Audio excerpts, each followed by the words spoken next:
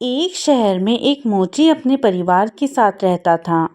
उसके घर के पास ही उसकी एक छोटी सी दुकान थी, जहां वह जूते बनाने और बेचने का काम किया करता था। जूते बेचकर उसे जो पैसे मिलते, उससे उसका और उसके परिवार का गुजारा चलता था।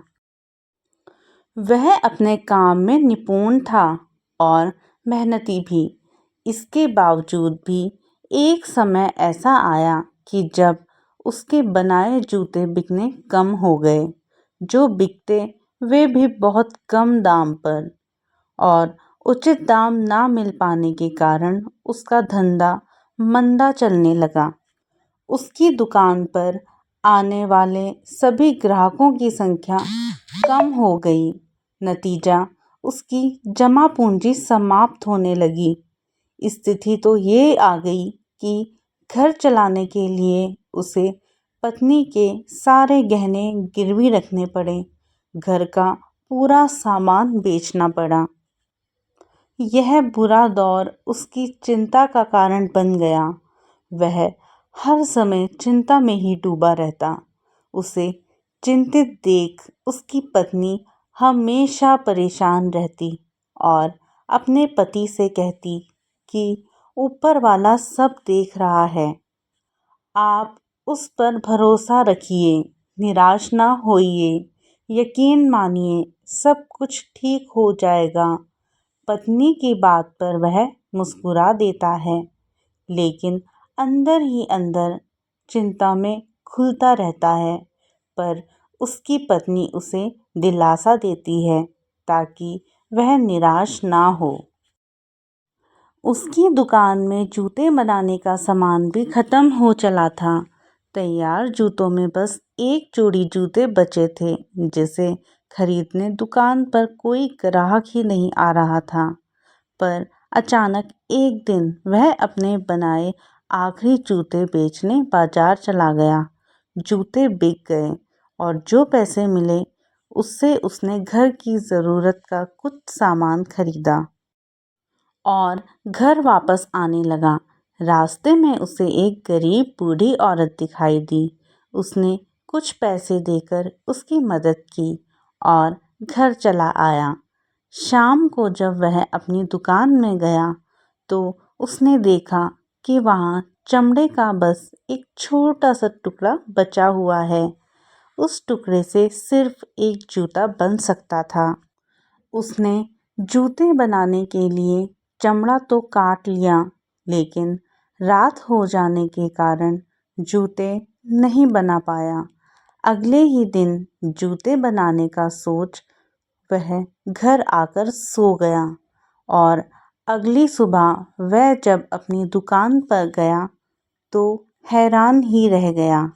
जहाँ वह चमड़ा काटकर रख गया था, वहाँ बहुत ही सुंदर जूते रखे हुए थे।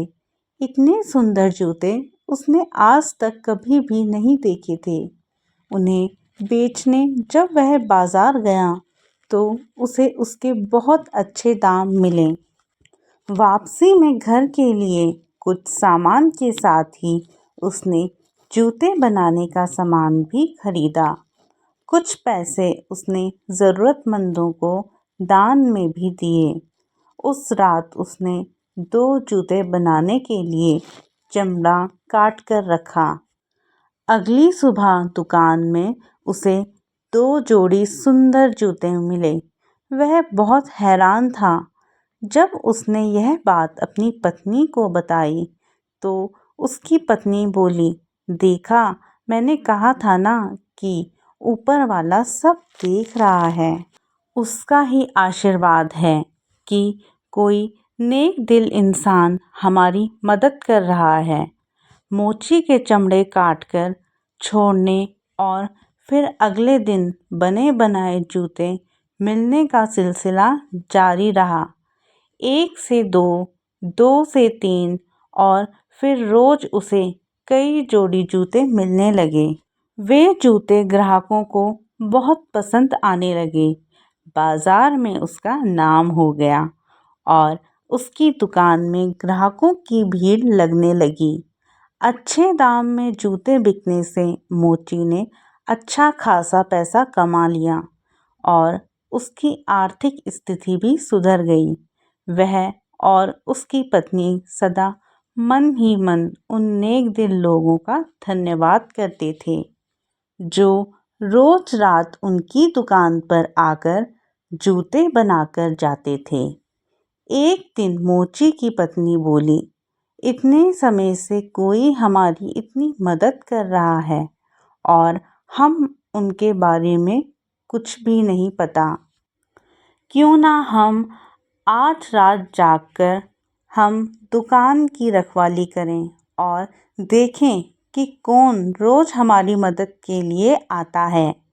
मोची ने पत्नी की बात फट से मान ली। उस रात दोनों सोए ही नहीं बल्कि दुकान में जाकर छुप गए। कुछ घंटे इंतज़ार करने के बाद उन्होंने देखा कि खिड़की के रास्ते 3 बोने दुकान के भीतर आए और गीत गुनगुनाते हुए कटे हुए चमड़ों से जूते बनाने लगे। मोची और उसकी पत्नी उन्हें छुपकर देखते रहे। रात भर मेहमान कर जूते बनाने के बाद तीनों बोने खिड़की के रास्ते ही वापस चले गए। उनके जाने के बाद मोची और उसकी पत्नी आपस में बात करने लगे। तभी मोची की पत्नी बोली, उन 3 बोनों ने हमारी बहुत मदद की है। हमें उन्हें कुछ उपहार में देना चाहिए और उन्हें धन्यवाद करना चाहिए। तुम ही बताओ, हमें उन्हें उपहार में क्या देना चाहिए? तभी मोची ने पूछा, तुमने ध्यान दिया, उनके कपड़े और जूते पुराने हो चुके थे। मैं उनके लिए नए कपड़े सिल देती हूँ और तुम उनके लिए नए जूते बना देना। दोनों मान जाते हैं। बाजार से सामान लाकर वे बोनों के लिए खूब सुंदर कपड़े और जूते बनाने लगे। कुछ दिनों में कपड़े और जूते तैयार हो गए। कपड़े बहुत ही सुंदर बने थे और जूते शानदार थे। उस रात चमड़े के स्थान पर उन्होंने बोनों के लिए तैयार किए कपड़े और जूते रख दिए।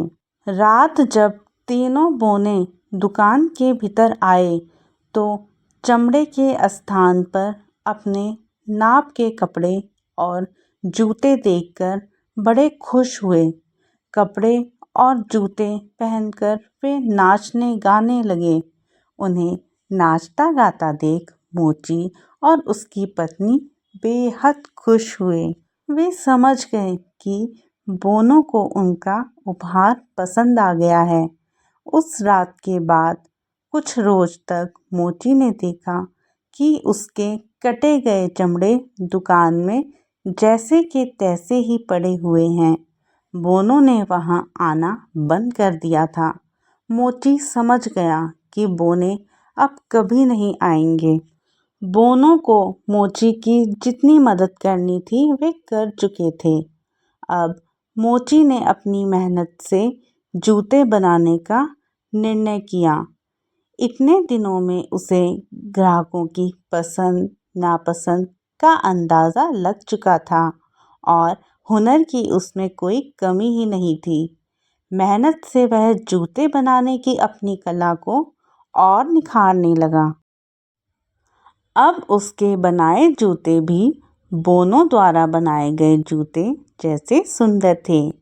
ग्राहकों को उसके बनाए जूते भी पसंद आने लगे। वे उसकी दुकान में आते रहे और उसकी दुकान सबसे सुंदर जूतों वाली दुकान के रूप में शहर भर में मशहूर हो गई। इस कहानी से हमें यह सीख मिलती है कि भगवान भी मेहनत करने वालों की ही मदद करते हैं, जिस तरह मोची की मदद बोनों ने की। अगर आपको ये कहानी अच्छी लगी हो तो प्लीज़ एक लाइक ज़रूर करें। धन्यवाद।